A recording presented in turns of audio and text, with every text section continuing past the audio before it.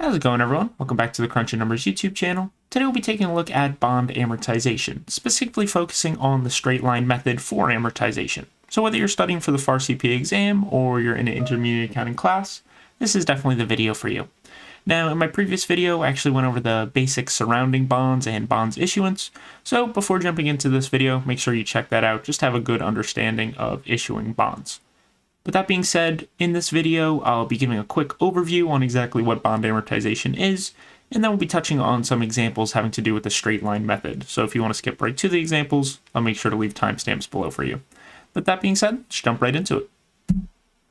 So what exactly is bond amortization? Well, as we know, when we record bonds upon issuance, whether we issue them at a discount or a premium, we need to record that discount or premium payable in the initial journal entry. So bond amortization essentially reduces this bond discount or premium payable by allocating a portion of the interest expense over the remaining life of the bond, thus pulling that carrying value of the bond closer to its face or par value. So in the discount instance, unamortized discounts reduce the carrying value of the bond, therefore amortized amounts increase interest expense each period.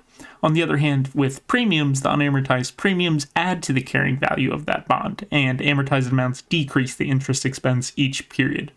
This is really where the amortization of discounts and premiums differ. So with that, let's take a look at the associated journal entries. So when we're amortizing a discount, the associated journal entry would be debit interest expense and to credit discount on bonds payable and credit cash. See, we credit discount on bonds payable because that's us essentially amortizing that discount.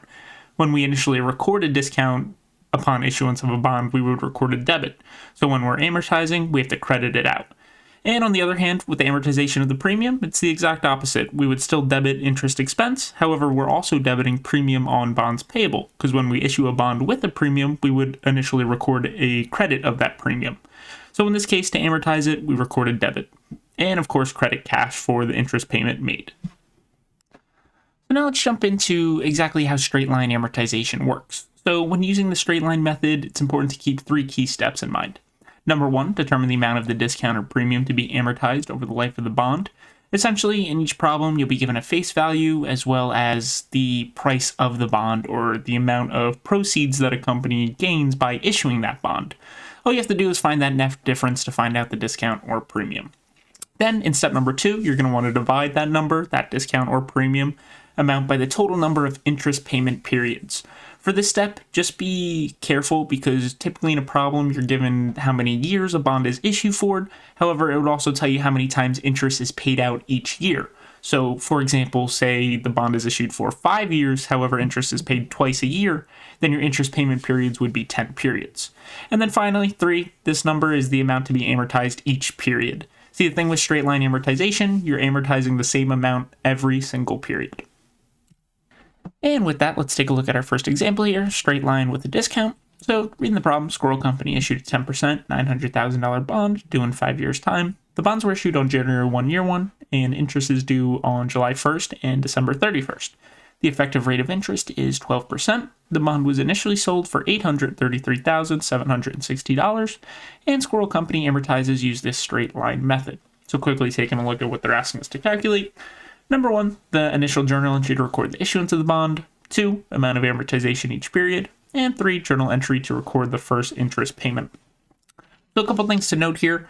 Just jumping out from the problem is that the face value right here is $900,000, and they said it was initially sold for $833,760. So let's take a look at problem number 1 here, the solution for it. Of course, in order to record the initial journal entry, we need to find out the discount that this bond was issued for. So the face value of the bond, $900,000, and just subtract out the price of the bond, $833,760, to of course arrive at our discount of $66,240.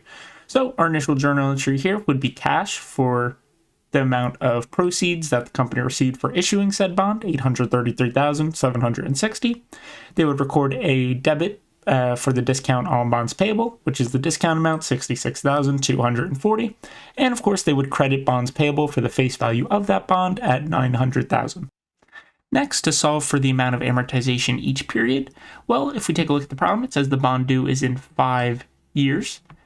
However, of course, we need to find out how many times interest is paid each year. So it says interest is due on July 1st and December 31st. So interest is due 2 times a year over the course of 5 years' time. That would be 10 interest payment periods. So in order to find out the per period amortization, we're just going to take the total amount of the discount, which we already calculated to be $66,240, and just divide it by the total number of interest payment periods, which in this case is 10, and we get our per period amortization of $6,624. Just note, whenever you're using the straight line amortization method, your per period amortization amount will always be the same for each period. And finally, it's asking us to solve for the journal entry to record the first interest payment. And the last thing we need from this problem is to get the stated interest rate to determine the amount of the interest payment, which it says it issued a 10% bond, right here, 10%. So if we go to solve this, we're just going to take our face value at $900,000, multiplied by our stated rate of 10% to get our annual interest of $90,000. However, you always have to keep in mind how many times interest is paid for the year, which again in the problem we stated that it was 2 times a year. So we would divide the annual interest by 2 to get each interest payment at $45,000. Now, to determine our interest expense in this journal entry, we need to take that interest payment of $45,000, and since we're dealing with a discount, we're going to add our per period amortization amount of $6,624 to get our interest expense of $51,624. This is really where discounts and premiums differ. In this case, whenever you're dealing with a discount, always remember you're going to add your per period amortization to the interest payment. However, as we're going to take a look at our next example, whenever dealing with premiums, you're going to subtract your per period amortization from the interest payment. But nevertheless, the journal entry to record this is a debit of interest expense for that amount that we just calculated, $51,624. This is the amortization of the discount on bonds payable, credit $6,624. And of course, you're just going to always credit out cash for whatever your interest payment amount is, which in this case is $45,000. Now taking a look at example number 2 here, still straight line method, however now dealing with a premium. Reading the problem, Squirrel Company issued a 10% $225,000 bond due in 5 years' time. The bonds were issued on January 1, year 1. Interest is due on July 1st and December 31st. The effective rate of interest is 8%. The bond was initially sold for $243,250, and Squirrel Company amortizes using the straight line method. Quickly taking a look at what they're asking us to calculate. 1, the initial journal entry to record the issuance of the bond. 2, amount of amortization each period. And number 3, journal entry to record the first interest payment. So taking a look at this first one here, the initial journal entry to record the issuance of the bond. Well, first we need to take a look at our face value of the bond, which it says it issued a $225,000 bond. However, we need to find out the actual price or the amount of proceeds received for that, which it said it was initially sold for $243,250. So we know to record the initial journal entry here, we're going to need to find the premium. So in order to solve that, we just take the price of the bond at $243,250 and find the difference between that and the face value at $225,000 to get a premium of $18,250. So this initial journal entry upon issuance is cash for the price of the bond, $243,250, which is a debit. And then we're going to credit out our premium on bonds payable, which we just calculated to be $18,250, and credit out bonds payable of $225,000. Next, to calculate the amount of amortization each period, again, we want to see how many years this bond is due in, which says in 5 years' time, right here. And again, find out how many times interest is paid throughout the years, which in this case it says, again, on July 1st and December 31st, so twice a year. So that leaves us with 5 times 2 equals 10 periods. Interest is paid out 10 times over the course of this bond. So to find out the amount of amortization each period, we're just going to take the total amount of the premium, which we already calculated to be $18,250, divided by the total number of interest payment periods, which we solved to be 10, to find our per period amortization of $1,825.